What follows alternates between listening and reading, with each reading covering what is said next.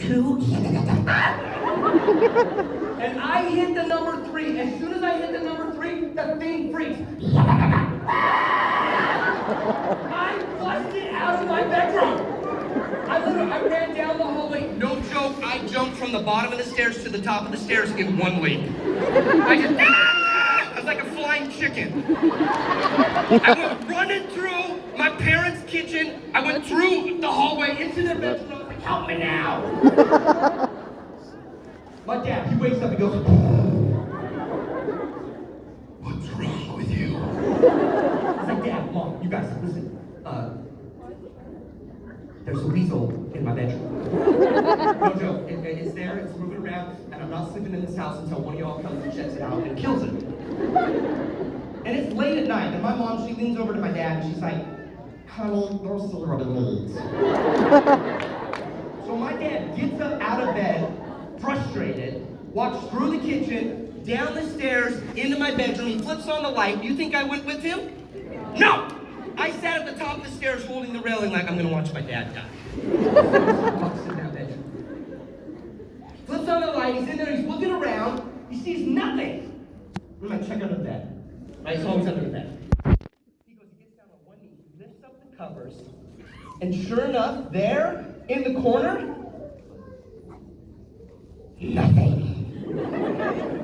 Nothing. I'm like, Dad, okay, all right, he's not under the bed, he's in the closet. It's in the closet. Check the closet. He goes over, he opens the closet, and there in the corner, dirty clothes. You guys, at this point, my dad has lost it. He's like, son, go to bed. He's like, what do you want me to do? And I'm like, call the National Guard. FBI, do something. And finally, he's like, I'm done. Go to bed. He flips off the light, leaves me there to die. He goes back up the stairs into his bedroom. I jump back into the bed. It's completely dark. Not 5 minutes goes by. And then all of a sudden, I bust out of my bed again. I run down the hallway. I jump from the bottom of the stairs to the top of the stairs. One leap. I run into my parents' room and I go, I'm moving out. But this time, when I walked in, my dad, he did one of these. Real quick. And I looked at my father and I go, what's in your hand, old man? And he looks back and he goes, nothing. Liar. And I jump on the bed and I start wrestling my dad. He's like, knock it off. I'm like, no, what's in your hand? I pried open my father's hand. No joke, I cannot make this stuff up. In my father's hand, y'all, was a fart machine.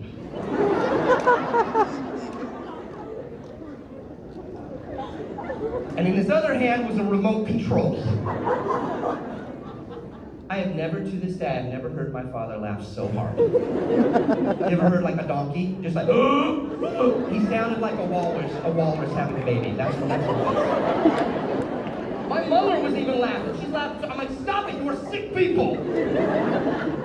And my dad, he catches his breath and he goes, son, he said, today I spent the best $20 of my life.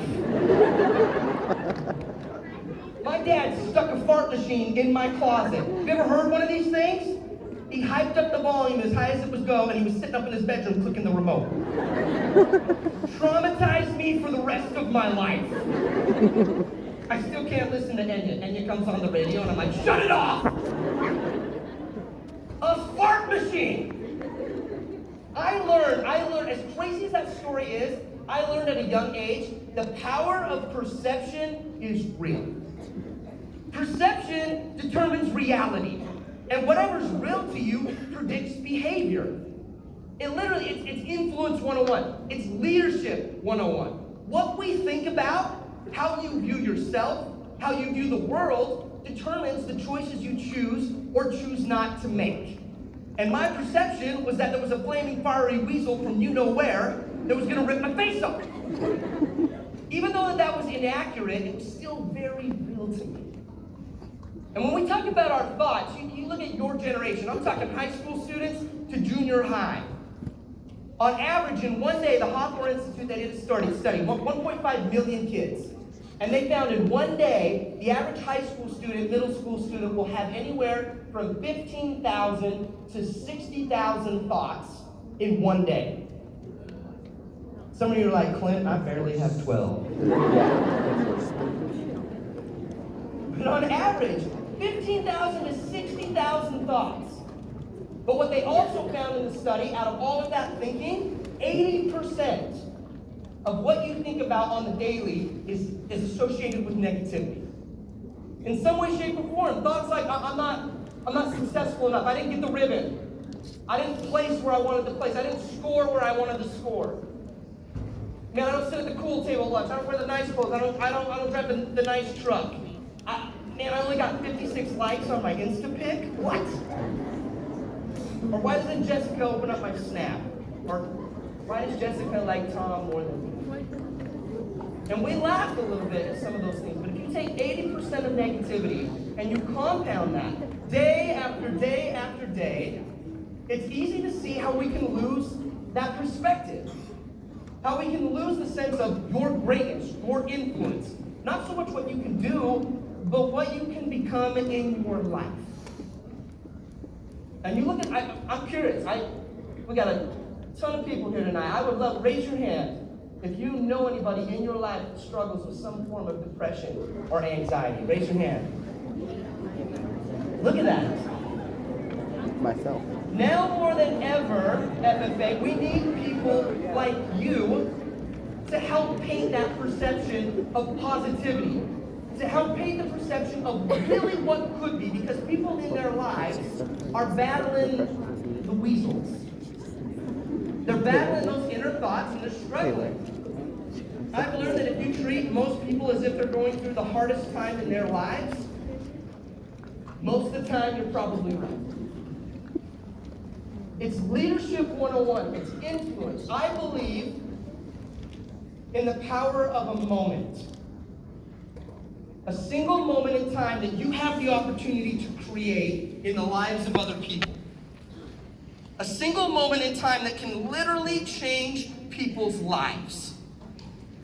Every person that you interact with truly is one success story away from a caring you. And the choices you choose and choose not to make, they matter. They matter. You see, not too long ago, let me grab this chair. There was a little guy. And he would go to school, and he didn't struggle with math or science or English. That wasn't his problem. He would sit in class, and every time he would try to focus, he would just move. Anybody like that? Like, sitting still is not your jam. Yeah. And I don't know if you've ever sat next to somebody in a meeting and they're like tapping their foot, or they're clicking their pen, and you're like, do it one more time and I'm gonna rip your face off. It gets annoying. And the little kid, half the time he didn't even know that he was doing it. And all the kids, they call him the Twitcher. He got nicknamed the Tapper because he just had a hard time sitting still. And it wasn't even just the kids, even the teachers. The teachers, they'd look at him and they'd say, hey, can you stop? Can you just hold still? I'm up here, I'm trying to teach, I'm trying to do my job, and you just keep moving. One day, a female teacher, she lost it. She snapped, looked at the kid as he was tapping, and she said, I need you out. I don't know what else to do. I've told you 100 times to sit still, and you just keep moving. Go to the principal's office. I need you out. So the little kid, he gets up, he takes a long walk down to the principal's office. He sits inside, and he's nervous. He's in the office, and in walks the principal. The principal sits down right in front of him, sits back, and the first thing he says is, what happened? What'd you do? Why did she send you here? And the little kid fired back, and he said, I just have a hard time sitting still. He said, I moved. And he said, and I don't mean to. And he said, half the time I don't even know I'm doing it. He said, but I tap. And the principal thinks for a minute and he goes, all right, listen, I'm going to send you back to class, and you feel like you got to hit stuff, you feel like you got to move. He said, I want you to just sit on your hands. Just sit on your hands. Don't hit anything. Just sit on your hands. Kid thought it was a decent idea. Principal thought it was a stroke of genius. So he dismisses the kid. The kid walks back into class, finds his chair, he sits down, not 3 minutes goes by, and then all of a sudden the kid, as he's focusing,